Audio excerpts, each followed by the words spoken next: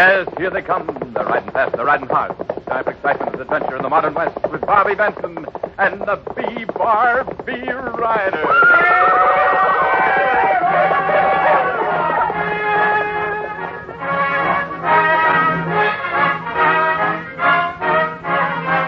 Today's mysterious adventure, the shadow of a dead man.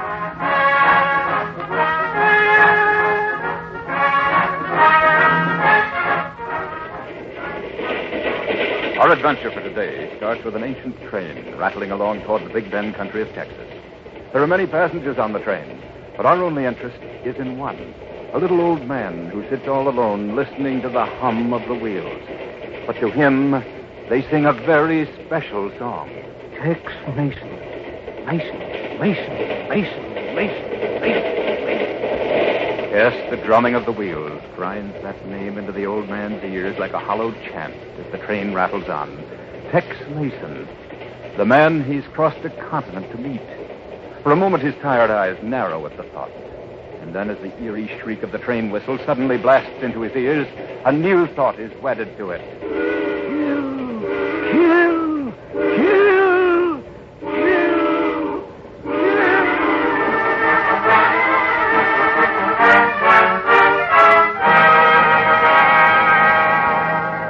Yes, riders, death in the guise of a pleasant-faced old man is on its way to the B-Bar-B. But on the ranch itself, there isn't the slightest inkling of it. Instead, the thoughts of all of our friends are filled with just one subject, the coming Christmas season. Oh, golly, fellas. Isn't Christmas time great? Hey, no, that's not fair, Bobby. If you let your eyes go on and shining that way, you'll make the lights on our Christmas tree seem like nothing. Oh, quit teasing me, Irish. I can't help it if I'm excited. Oh, shucks, now you just ignore him, little boss. Why, there ain't a boy been born yet that don't get head up over the thought of Christmas presents. Oh, I didn't mean just the presents, Wendy. I mean, well, the way folks act. Everybody acts so nice and warm. I know what you mean, son. It's like the Christmas season opens the door and lets the good side of folks shine out. Yes, that's it. God, I just wish folks would act the same way all year. Amen to that, Bobby. Yeah, well, if you ask me, I still think the presents is the best part of Christmas. But I'll tell you one thing, little boss. You ain't never going to find where I hid the present I got for you. Oh, I wouldn't want to find it, Wendy. It's more fun to be surprised. Oh. Well, if you did go looking for it, you'd still never find where I hid it. And just what makes you so sure of that, Mr. Wales? You want to know what makes me so sure? Yes.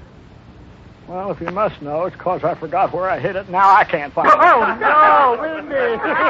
Quit laughing, doggone it. This is a predicament I'm in. Well, if I know you, Wendy, you blunder out of your predicament as easily as you blundered in. Yeah, but Christmas or no Christmas, we've still got work to do. Son, how'd you like to ride down to the South 40 with me while I do some fence mending? Sure thing, Tex. Hey, and we'll take your Earl along. The Rumble's doing good. Come on. All right, then, son. Let's go saddle up and... Hey. Golly, old timer. You scared me. Sorry, Sonny. Didn't mean to frighten you. I was just about to knock when you opened the door. I'm looking for someone. Feller named Tex Mason. And that's why I'm here, Mr. Mason. I was told as how you folks might help me. Golly, are you really going to write an article on Christmas on the ranch? Well, I'm hoping to. That is, if I can find enough that's interesting. But what made you pick the B-Bar-B to write about? Well, I thought it'd be good human interest, you know. What with a boy here and all. Well, believe me, I'll be mighty obliged if you'll just let me stay here a few days, Mr. Mason, and I'll be glad to pay whatever Put your wallet away, Mr. Say, you haven't told us your name. Oh, well, the name I write under is Emerson J. Smith, but most folks just call me Smitty. Well, Smitty, we've a sort of prejudice here on the ranch. Huh? We don't like to see price tags hung on hospitality. You're welcome to stay, but only as a guest. Yes, but well, all right, I won't insist if that's the way you want it. It's the way. And now suppose we see about getting you settled. Irish. Yeah, Tex. Irish, this is Smitty. Hello. He'll be staying with us over the holidays, so suppose you see about fixing up a bunk for him. Well, sure thing. Come on along, Smitty. Thanks again, Mr. Mason. I sure do appreciate this. Glad to help. Oh, golly, Tex. Seems like a nice old fellow. Uh-huh. And imagine an article all about the VRV. An exciting text. Tex? Hmm? Oh, sorry, son. I'm afraid I didn't hear you. Golly, Tex, what are you worrying about now? Well, I'm not worrying, son. Not exactly. I'm just a little skeptical about our friend Smitty's story. Oh, well, never mind. Smitty's our guest. We'll try to make him welcome. But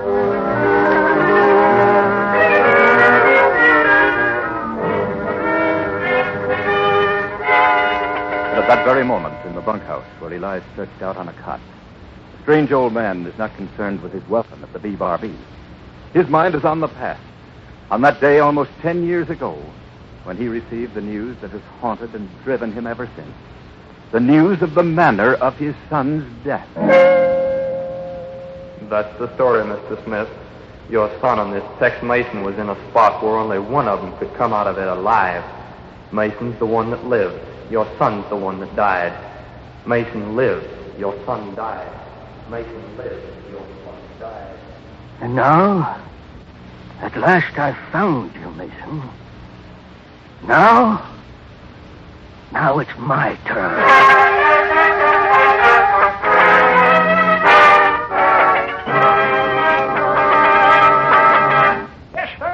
Mr. Smitty, being a writer like you are, I just knowed you'd be a-dying to hear some of my reminiscences about the old days in the West. Well, actually, Windy, my interest Yes, sir, I tell you, I got such a good memory that, well, shucks, I can even remember things that never happened. I remember back in the old days being Windy, what I've been trying to tell you is that I'm not interested in writing about the old West. I'm more interested in the West of today.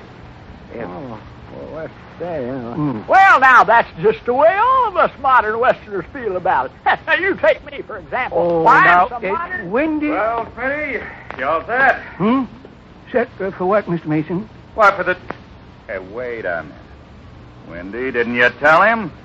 My goodness, I guess I sort of forgot what I come in for, Tex. And you got to talking there, and well, you know how it is. Yes, Wendy, I know. What is this all about, Mason? I sent Wendy in to ask if you want to ride along with us. You see, this is the day that we get to play Santa Claus. Yeah, for some Mexican families in the region. It's gotten to be a custom on the ranch, Smitty. Each year we get together some food and gifts and take them down to them.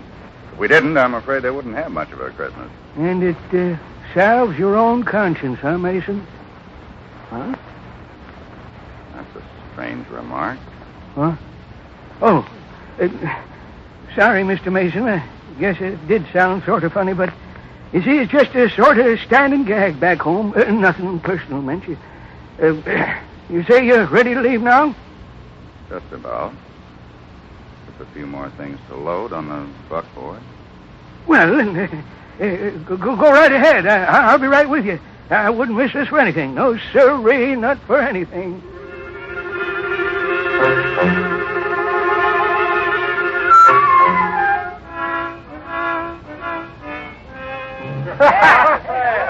But please, senor, I cannot accept, Senor Mason. Already you have done so much for my family. How can we... We won't even listen to any argument, Juan. Come on, boys, load him down so he's too busy to talk. All right, Senor Mason, we can't... Here's something for your kids. For amigos, I Well, cannot... that's a present for your wife. And some extra food for your Christmas dinner. Oh, Senor Mason, how can we accept this? Already we are in your debt. You're not in debt to anyone, Juan. Except maybe St. Nick. Save your thanks for him. Senor, bless you, amigos. Bless you. And a Merry Christmas to you, Juan. All right, boys, that's the last call. Let's head for home.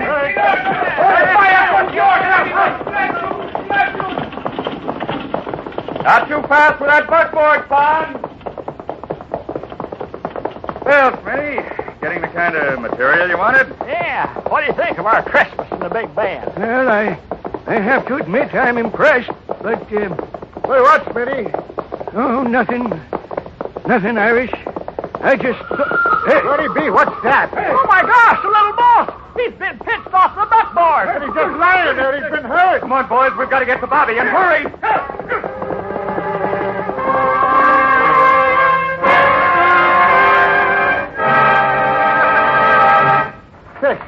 Tex, is he all right? I don't know yet. Bobby. Son, can you hear me? Oh, Tex. Go on, he's coming too. Easy, son. You had a bad fall. I remember now. Horses started acting up. Tex, I know, son. We saw it. They must have been frightened by something. They were. I saw it just before I fell. It was a rattler, Tex. It was over there on the... Tex, look out! He's still alive. Golly gee.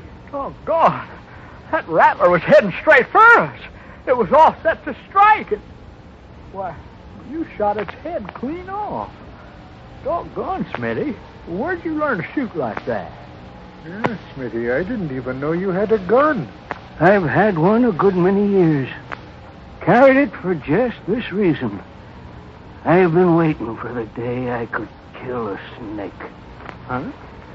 Golly, sure. I bought it in a town up north, Mason. One you might know, on the edge of the desert. A town called Crow Flats. Crow Flat. But it's Smitty. Look, Smitty, wait. What do you mean by that? Smitty! Doggone, he just rid off. There he goes. Howdy be, Tex. What does all that mean? What's this about Crow Flat? It... Nothing, Irish. Yeah, but you I act said like it's nothing. Crow Flats is just a town. Something happened there once that... Well, I'd almost forgotten. When Smitty mentioned the name of the town, it brought it back. Yeah, but what happened? I'd rather not talk about it, son. Just forget it. Now let's head back to the ranch.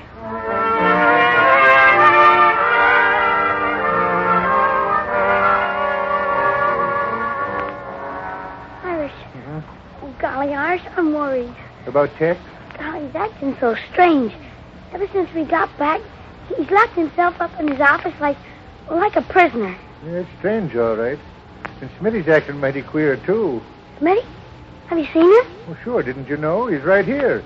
He was stretched out in his cot in the bunkhouse when we got back. But he won't say so much as a word. Gee whiz. What can it all mean? Well, I don't know, Fellers! but... Hey, fellers, come on. Come on out to the corral. What is it, Wendy? Trouble? Trouble? Shucks, no. Why should there be? No, it's just that we're going to have ourselves a song pass. A what? A song pass. You know, it's getting dark, so we're all going to build us a fire and sit around it and sing. A song pass. Oh, I'm sorry. I should have known. Well, shucks, Irish. Everybody can't be as clever as me. But come on, we're counting on you to start things rolling, little boss. Oh, golly, Wendy, I can't. Not Oh, when... come on, little boss. You gotta. Please. Pretty please with Tabasco on it. All right, Wendy. I'll come.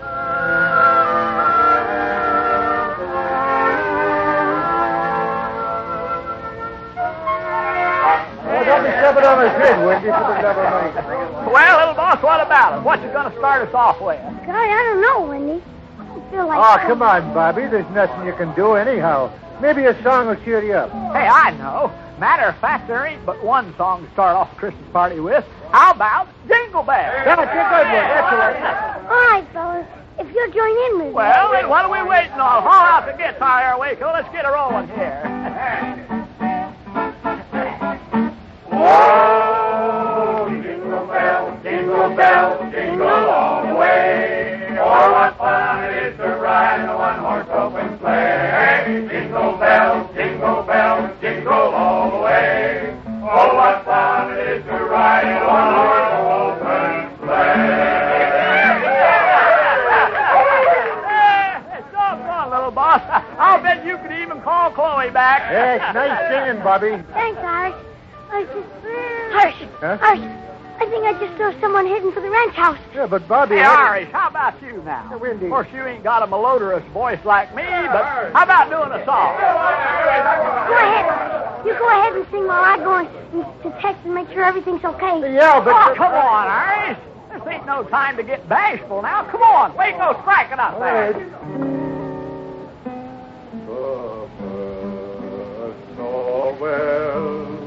The angel did say was to certain Softly, so as not to serve the happy riders gathered about the bonfire, Bobby Benson slips away and slowly makes his way toward the tiny light that flickers out of Tex's office. In his ears, his mind, is a strange blending of the happy Christmas spirit with an odd premonition of fear. He can still hear Iris singing as he makes his way to the door of Tex's office. But with the opening of that door, he enters an entirely different world. Tex! Oh, golly, Tex. Inside, Bobby. And no noise. Smitty, that gun, put it down. Not until I've done what I came here for. All right, Mason, what about it? You were just about to answer me. Is the story I heard true? Tex, what's he talking about? What story? Story of how Smitty's son died. Son? That's right. My son. What's that got to do with Tex? Well, Mason, you want to tell him? Smitty heard that years ago his son and I were out prospecting in the desert up near Crow Flats. So we got ourselves in a spot where we knew that only one of us could live. He heard that I got out. I left his son to die. But it isn't true. Tell him it isn't. Tex! That's what I'm here to find out. It's taken me near 10 years since then to find Mason. Now I want to know if the story is true. And if it is? If it is, Mason, I'm going to kill you. You're going to pay with your own life for that of my son. Well, Mason, what about it? Do you deny the story? No, Smitty. The story you heard is true.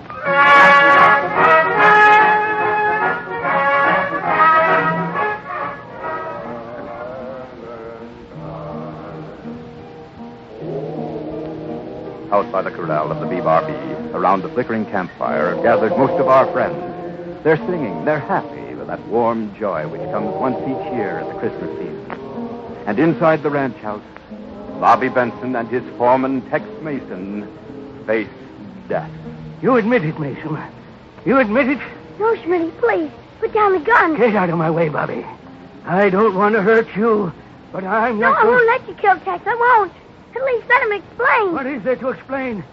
He admits the story is true. He left my son to die. Must there be a reason? Tex, please. Tell him, Tex, please. For a moment, the foreman of the BRB doesn't speak. He sits passively, almost disinterested as death stares him in the face. And then at last, he begins the story. Actually, there isn't much to tell, except a few details. It was almost 10 years ago. Your son, Dave, and I had been out on a prospecting trip. We both were pretty young, not too much experience. So we got ourselves into a spot. Bad spot.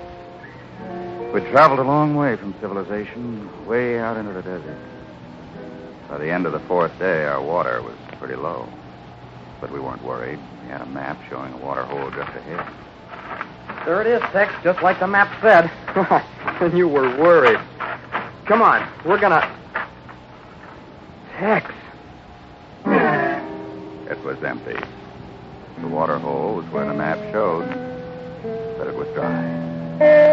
But even then, it needn't have been too bad. We could have made it back. But we didn't. We can't go back, Tex, not when we've come this far. And the next water hole's only a day away. Let's head for it, Tex. Come on, be a sport. So we went on. And taking the chance, I was as much to blame as Dave. We went on and on. Not one day, it took two.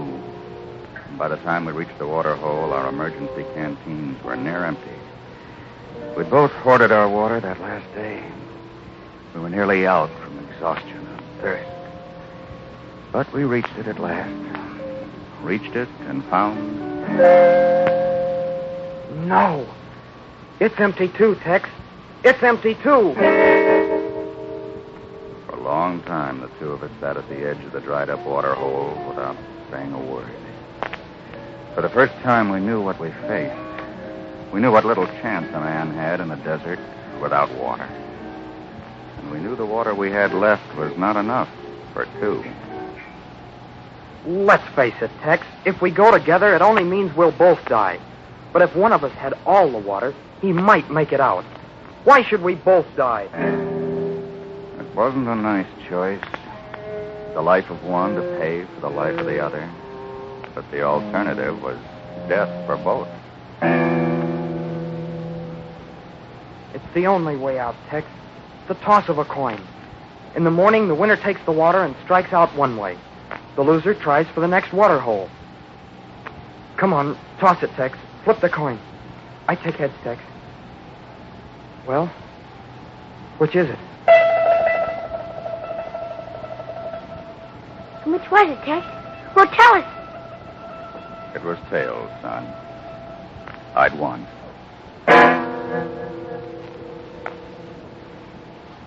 So, you took the water and left my son. He left me, Smitty. During the night, he slipped away. There was nothing I could do but try to make my way out. And I did. Gosh. You mean he deliberately went off knowing he'd die? Left you the water and took off so you couldn't stop him? He was a brave man, Smitty. You can be proud he was your son. A braver son than his father.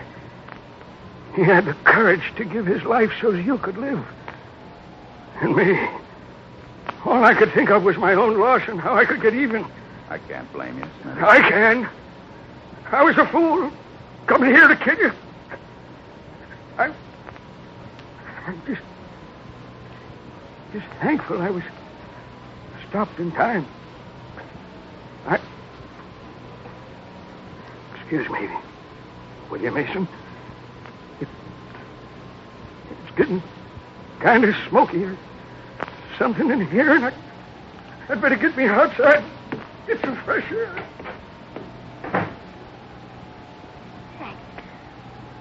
Golly, thank goodness you told him the story. But golly, why didn't you tell him before?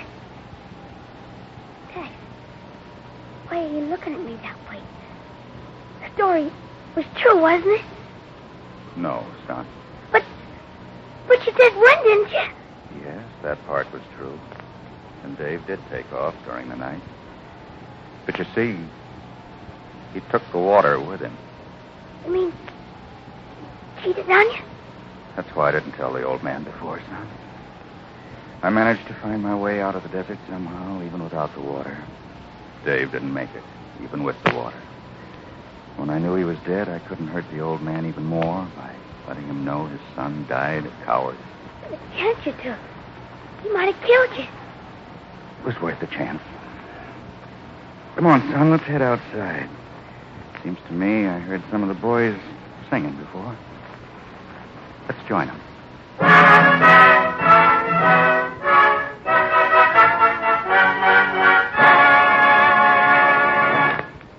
And so ends another adventure with the B-Bobby Riders. And don't forget, you can follow the further adventures of Bobby Benson in the Bobby Benson comic book. Featured today, Bobby Benson, Bob Haig, Wendy Wales, Don Knott, Gilbert Mack, Vincent Hayworth Jr., Frank Milano, and Harka. The B-Bobby Riders is produced by Herbert Rice, directed by Bob Novak. Script was by Jim Sheehan. Original music composed and conducted by John Gardner. Special guitar effects by Tommy Lucas. This is Cactus Carl Warren speaking, and saying for the whole gang, Your part, Bobby Benson. Tex Mason. Irish, the one and only Windy Whale. and Harka. Yes, the whole gang on the B-Bobby wish you a very Merry Christmas!